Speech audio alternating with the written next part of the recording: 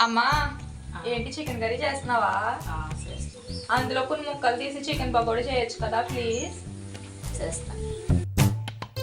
పచ్చని చిలుకలు తోడుంటే పాడే కోయిల వెంటుంటే భూలోకమే ఆనందానికి ఊయి. లోకంలో కన్నీరింక చెల్లు. పచ్చని చిలుకలు తోడుంటే పాడే కోయిల వెంటుంటే భూలోకమే ఆనందానికి